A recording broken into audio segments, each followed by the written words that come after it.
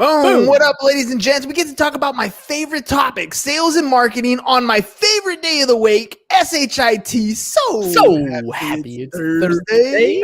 Shut up and sit down. The Business Bros Podcast was created for you. Learn from the business professionals who come to share their stories. Find out what's working in business and social media, what's hot and what's not, straight from the mouths of successful entrepreneurs out there doing the real work. And now, welcome to another episode of Business Bros. Oh, fire time.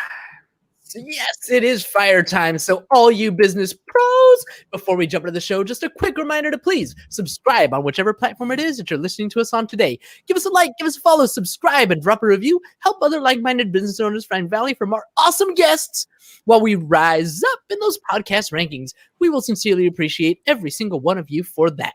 And if you want to be a guest on the show, we'd love to have you on to learn from you as well. Go to www.businessbros.biz/guest to schedule your time slot. Don't forget to follow us on all our social medias at Business Bros Pod. All right, and remember what it was. It was ladies and gentle thems. We're still another incredible guest to the Business Bros Pod. Our guest today knows how overwhelming marketing can be for small businesses, and he is an expert at simplifying it so that they can grow with less stress. With over 20 years of entrepreneurial experience, he grew his own wholesale distribution company by 60% year over year for 9 years. His efforts led to a profitable acquisition of that company in 2005, and now he's teaching other business owners how to do the same. Our guests' clients often feel like they've tried everything and failed, and his mission is to help you avoid making common marketing mistakes so that you can break through your marketing roadblocks and get more clients. Joining us today from Rialto Marketing out of Denver, Colorado, welcome to the show, Tim Fitzpatrick.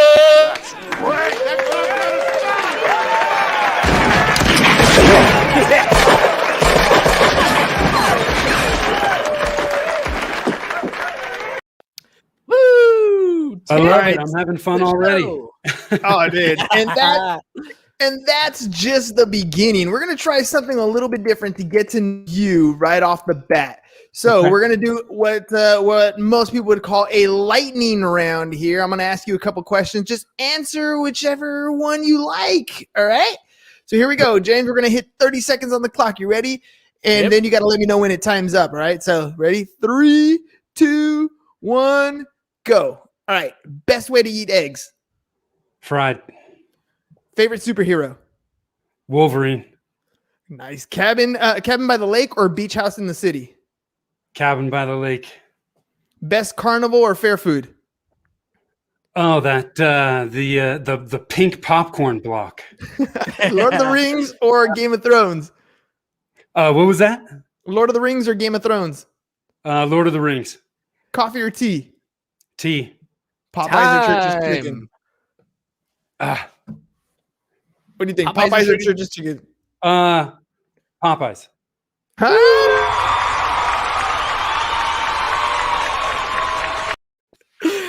a little fun. Wait. So the fair food, that was like a pink, what is it? Yeah. Have you guys ever had that? It was like, I've had fried Oreos and it looks like a thin block of cheese, like cheddar cheese, but it's popcorn and it's pink. They like put some dye in it and you just bite it off and eat it. Oh man, everything that we shouldn't be eating, we eat at the fair, right? Those things probably last for years and you can still open it and eat it. So it's probably not that good for you. It probably lasts years in your stomach. That's what's going on. Yeah. Is this what we're talking about? Yeah, exactly. Dude, look at that, James. You pulled it right up. That's it. Oh, that is exactly what I'm talking Never about. actually had this before. I'm gonna have to check it out. I'll eat it one year. It's gonna be something new. If the world is spinning again this summer. If the world is spinning again. All right, let's get into our favorite topic. Look, I love talking sales and marketing, mainly because I've spent so many years as an entrepreneur trying to figure it out, right? If we can solve this one piece, which is closing the sale oftentimes that revenue solves a lot of other problems. We can use that to hire more people. We can use that to buy more equipment that we need, or it becomes the capital for whatever it is that you need to do. You've been dealing with a lot of entrepreneurs that kind of struggle with this. What do you see in this space, and how are you helping them get there? Yeah, I think the biggest issue that I see is that people, they skip the marketing fundamentals. The fundamentals in any discipline, they don't change. They're the same, so stepping up to the plate and hitting a baseball, the fundamentals of that were the same 50 years ago as they are today. 60% of the time, it works every time. There you go. So you've got, the marketing fundamentals, they're not cool. They're not sexy. Most people don't talk about them, or they don't know about them. They skip them because, it's much funner more fun to talk about TikTok or Clubhouse or the whatever latest, greatest tactic there is. But the fundamentals lay the foundation for your marketing success. So if you skip them, it's like building a house without a foundation. It's just not going to work long term. I hope you're insured. Oh, that thing's going to crash and burn. So that's it. Let's talk about some of these fundamentals, right? I mean, I love that you went to sports right away, because really it reminds me of baseball practice, right? Everybody loves the game, but you don't realize that in practice, it's like 100 ground balls in a day, or, you're throwing the ball to first base over and over, or you're turning second, like, your shortstop and second baseman are tossing the ball to each other like 100 in one day. But that way, when you do perform, it's second nature. So what are some of these fundamentals that entrepreneurs need to practice? Because that's really what it comes down to. It's still a skill that you need to develop. It doesn't come naturally. Right. So what are some of the fundamentals they can be working on? I call the marketing fundamentals the marketing strategy trilogy. Okay, so one is you have to know who your target market is. Who are you going to serve, and how are you going to serve those people? Once you know who your target market is and who your ideal clients are, then the second part is you need to create clear, engaging messaging for that target market. What you say, how you communicate the value that you provide is critical. If you don't do that well, you're never going to convert leads. And the third is you got to have a plan. Most people don't have a marketing plan. They're throwing spaghetti up against a wall, hoping that it sticks. And inevitably, some stuff might stick, but they just don't have long-term success. They don't know why certain things fail or why certain things work. You have to have those three things. Then you can start to get more tactical. Put together your website, or get on your social media, or create a podcast. All of those things are more tactical elements, but you can't do those well without having the fundamentals in place first. So let's talk about finding that ideal customer, right? Like, who is my blue ocean that we're looking for? Because there's, oftentimes you start this entrepreneurial space, and the reason you do it is because, I've been working at this job for a long time. I'm a way better plumber than the stupid owner who owns this company. I can go do it on my own, right? And so we go out and we venture into this entrepreneurial space almost on accident sometimes. And we think that the tactical skill of doing the work is naturally, I'm on my own. I got my professional license. I'm a realtor. I'm an insurance agent. I'm a plumber. The world is going to come to me. And when you ask an entrepreneur who your target market is, it's anybody with a toilet, anybody who wants to buy a house. How do we narrow that down? Yeah, that's a great question, because it's initially, when a lot of us get into business, is exactly what you said, Hernan. It's like, okay, do you have a heartbeat? You're breathing. You have money to pay me. Okay, cool. And inevitably what happens is we start working with people, and we get done with a job or a project or whatever it may be. And we're like, oh my God, I don't want to do that again. What went wrong there? That was not a good client for me. And so the easiest place I find for most businesses to start is looking at their existing or their past client base and asking themselves three questions. Okay. The first question is, who do we enjoy working for? So out of your past clients or your current clients, who do you love working with the most? Why be in business and work with people that make your life a nightmare? I mean, there's no point to that.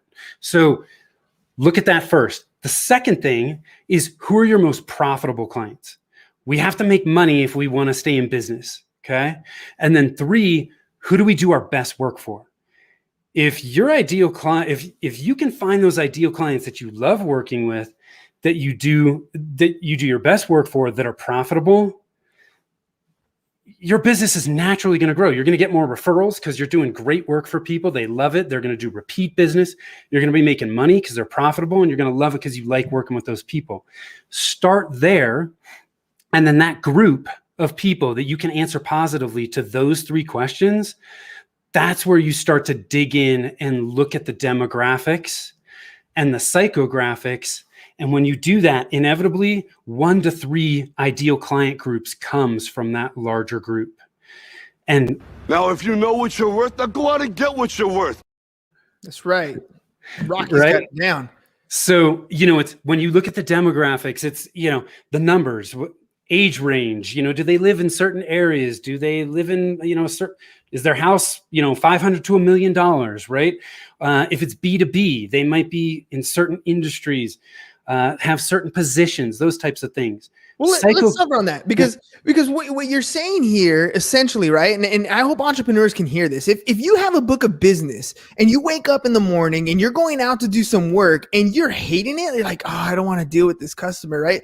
Oftentimes we're looking at the customer as the problem, but really you need to look in the mirror. What you're describing here is if you're attracting the wrong customer, you need to change your messaging, right? Yes. In other words, what you're saying right now, what you're doing, what your marketing piece is going after is the wrong client because you haven't really fine-tuned that aspect of it. So looking into your own book of business and thinking about who it is that you like to do business with, I think this is where the differentiation happens. And you see entrepreneurs that are happy every single day. They love going to work. There's no such thing as a Monday for these guys or a Friday, right? They love doing what they're doing because they're hanging out with their friends.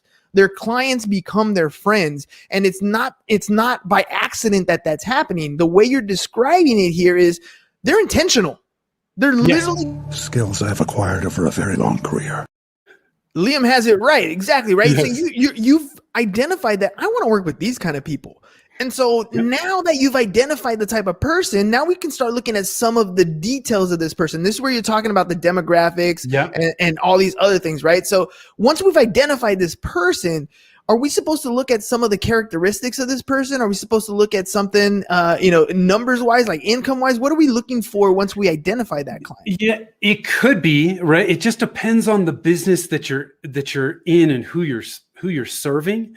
But, look, in demographics, you can go into the weeds. I was a math major. I can get all over into the numbers, but I think if you dig too deep, you can just overcomplicate it. You want to have enough information so that you can start to identify where those people are.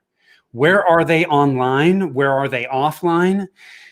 Because when you can start to identify where they are, now you know where you need to be to put the right message in front of those people. So you can dig super deep or you can keep it fairly surface level, but you need to have enough information so that you can figure out where they are. Does that make sense? Yeah, that does make sense. So let's move into your second spot. So that was the first fundamental that we're talking about. Really identifying who that customer is. Yeah. So let's assume we've taken the time to do that because it is going to take time. Yes. Right. Every entrepreneur, they're so focused on the activity, right? The actual unclogging of the toilet or the invoicing part. They're focusing on the technical aspect of the business, but this is really going to drastically change what you're doing because you want to be able to speak to the right person. Because then you're going to get up and do those things every single day and you're going to enjoy it. So let's assume we've taken the time to really identify who our target customer is, right? We've identified that based on people we've already worked with. This is still a data. You're still looking at the data here at your customer data, right? So you've identified your person, you started to look at the demographics, you have this ideal avatar. How do we start to create a message, or what's the next step, I should say, for you? What's the next step so that we can, really start speaking to them? Yep. So once you know who you're trying to attract and what you really want to do is, who you're going to want to attract. Now what you want to do is get into the conversation that they're having in their head. When you put out a message, you want them to say, oh my God, was Hernan sitting at that meeting we had last week, or was he sitting there when I was thinking about that problem I had in my head last night? That's what you want them to say.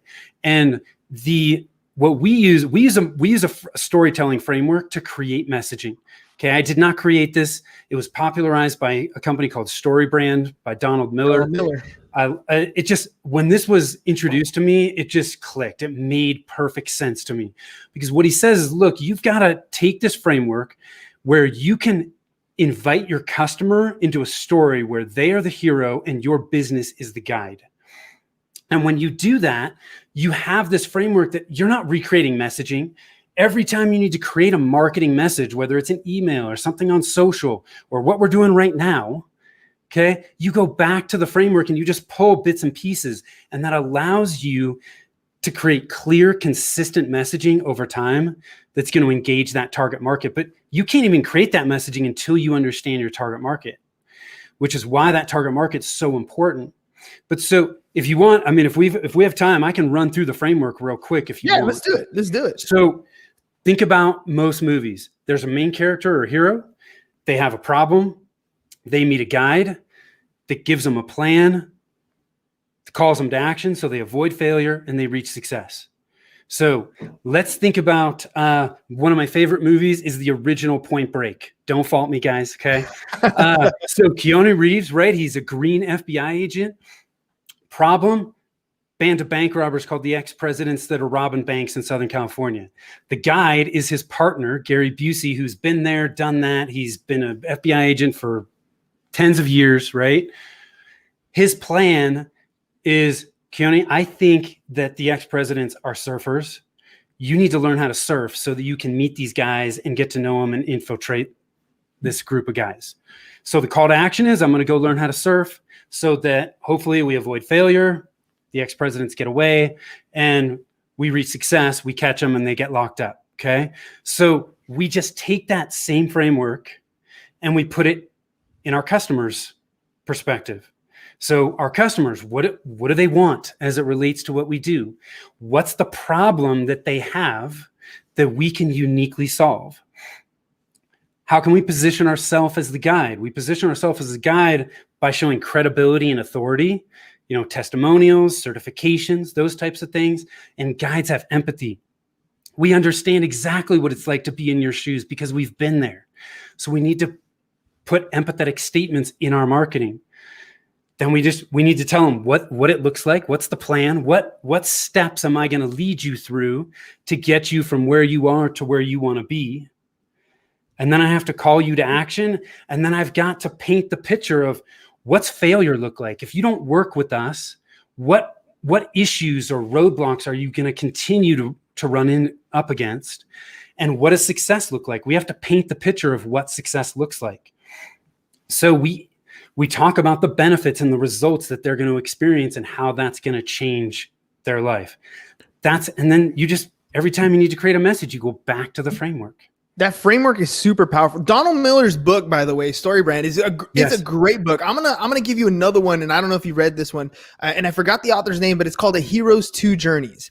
And the authors are guys that basically, when Hollywood has a script and it's ready to go to that next level, they send it to these guys. Okay. And these guys read through the script and they talk about, the same thing, opening story loops, closing story loops. Yep. But, in this Hero's Two Journeys, there's two journeys that every hero that you're talking about is going on. Everybody's going through the same thing. One of them is a physical journey. So like Keanu Reeves, you're talking about, he's literally going to the beach. He's going out in the water. He's literally going out on this journey and doing those things. But the other one is the introspective journey. Yes, right? This is the transformation. The transformation that's going on, where he's green and he's a young FBI agent. He's building a name for himself, and where he was at the beginning of the story and who he becomes to help solve the case. Or in this case, I don't want to. You guys are going to spoilers or anything, but what ends up happening at the end of the movie, he whether or not that person achieves the goal that they wanted to achieve, they've become a different person at that point. And you have to kind of model both things when you're talking about your story here, right? On the one hand is you're about to go on a journey. Let's talk about, what I help people do all the time. Same issue that you're helping people is, look, you have zero brand out there. You have nobody knows who you are. You're invisible right now. So let's get you on that journey, right? Let's start creating that content for you. Let's start creating that brand for you. It takes one step at a time. But when people work with us, we not only develop their brand, we help them become the marketer that they need to become, right? They need to have that confidence to stand in front of the camera, to say something behind the microphone, to not worry about, when should I post? What should I say? And that comes with those practicing those fundamentals that you're talking about. I surrender to your will. Exactly, Jim. That's what I'm talking about, right? It's going back to that story, the framework that you're talking about each and every time. And not every story that you come up with is going to be the next viral story, but you get better with it every single time. Yep. So let me ask you so we went into, the messaging. Let's go into that third part. Yeah. Which is a plan, right? So most businesses either don't have a plan or they overcomplicate it. Like a year ago, if you would have spent a bunch of money on a 20-page marketing plan in March, you would have burned it, right? At least most of us would have, because this pandemic hit, we had no idea what was going on. And frankly, the 20-page plan is just, it's too complicated. It goes in a desk drawer. We need to keep things simple. So I love using a 90-day marketing plan. It's long enough to start seeing whether what you're doing is making an impact, but it's short enough where we can analyze what's happening, make course corrections, and then just wash, rinse, and repeat. Okay, so this plan I'm gonna walk you through is, if you write a lot, maybe it's 2 pages or 3 pages, but you can do this on 1 page. Okay, there's 6 steps. 1 is your target market. Just put in your 1 to 3 ideal client types, a summary of them, because you got to keep that top of mind. 2, what's your marketing goal for the next 90 days? It needs to be specific and needs to be measurable. So I intend to bring on 5 new clients in the next 90 days. Okay, something like that. 3rd is you have to understand what your marketing budget and your resources are, because that's going to determine how much you can actually choose to take on with your plan. If you have no money, you got $50 a month and you got 8 hours a week of your own time. Okay, well, that's fine. That at least you know what you have to work with. Okay, but you have to know how much you have to invest and how much time you have, whether it's your time or staff time, to invest in your marketing. The 4th step is you have to understand what your current marketing plan is. And when I say that, I know you may not have a plan. That's okay. All we're doing in this step is trying to identify and understand where we're starting from. It's no different than my GPS. My GPS cannot tell me how to get to the airport until I tell it where I'm starting from. So in this 4th step, I look at 8 main marketing channels.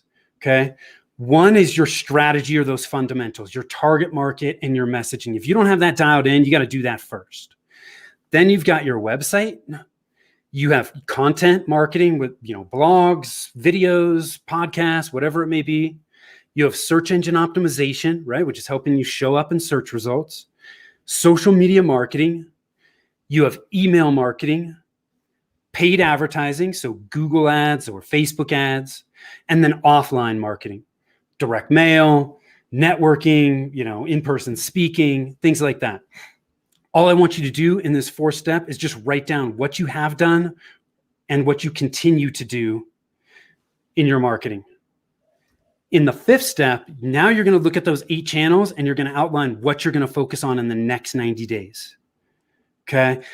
Depending on how much resources you have, you may only focus on your website for the next 90 days. That's okay. But at least you know what your marching orders are and what you're going to focus on, so that tomorrow, when some guru says you need to be on Clubhouse, you can go, that's not in my plan, right? Your plan is eliminating that distraction. Now, just because somebody says you should do that doesn't mean that you're not ever going to do it. Put it on a list and you can come back to it. But what you're going to focus on in the next 90 days is what is in your plan. And then the 6th step is, what metrics am I going to track?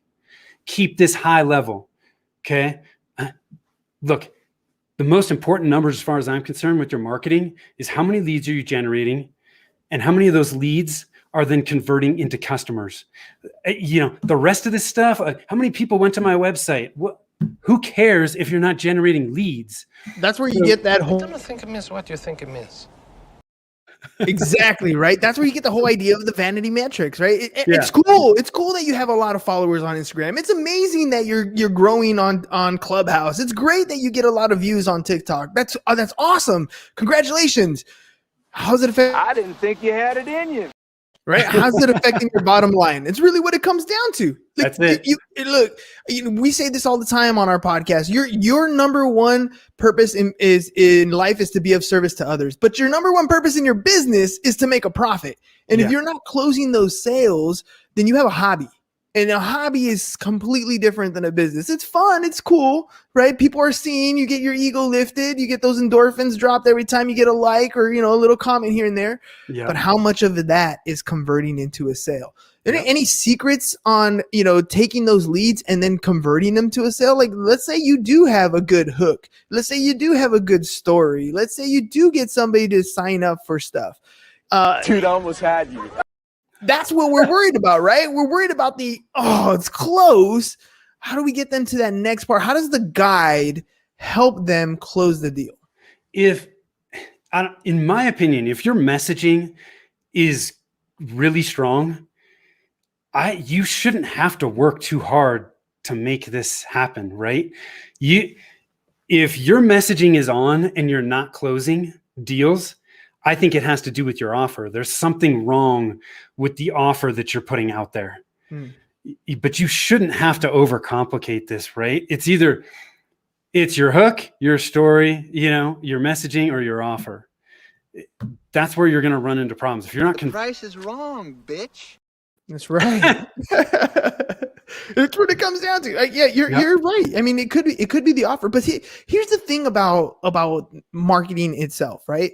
You do split testing, you do A/B testing. You're trying different things because at every step of the way, you can see where things are messing up, right? If you're starting off with that hook, if nobody's, if you're not getting that initial attraction, nothing's coming your way.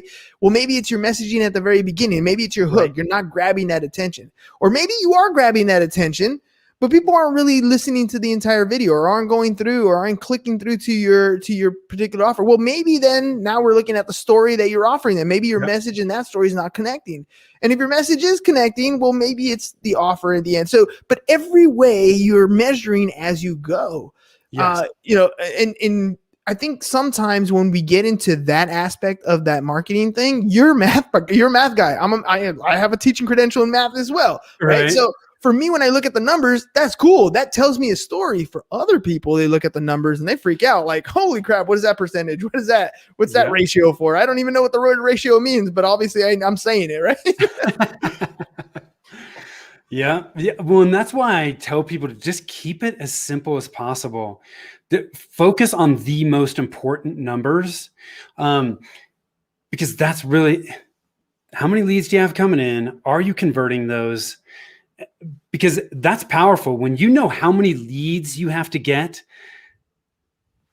to then convert to a customer, that's powerful, because they're like, hey, whatever the number is, right? It's like, for every lead I get, I close, for every 3 leads, I close a customer. Well, that's awesome. That's super powerful, because now you know how many leads you need to generate to get 1 customer. Most businesses don't know those numbers. That's very true. But it's not hard to track. No, I've been saying it, Miguel. I've been saying it. Right, especially in the market, in the world that we live in today, everything's tracked.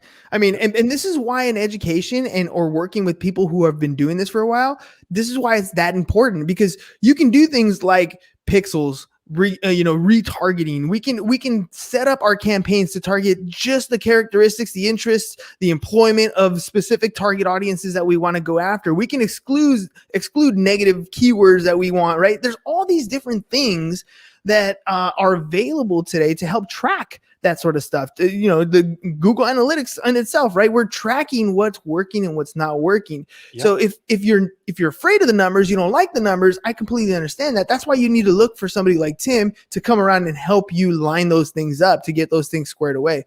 Tim, you've brought so much information today. I want to make sure that if people want to work with you, they know how to get a hold of you. So can you do me a favor? Let people know the best way to contact you, and say it so that the listening audience who's not watching can get in contact with you as well. Yep, absolutely. I appreciate it. So the best place to go is our website, which is rialtomarketing.com. So that's RIALTO marketing.com. If you guys want some free resources that kind of dig into the fundamentals that we talked about today, put together a resource for your listeners. It's rialtomarketing.com/business-bros. Okay. And you can go there. If you want to gain clarity on where to focus your marketing efforts, get some outside eyes, just click on the Get a Free Consult button from our website, and I'd be happy to sit down and chat with you. Perfect.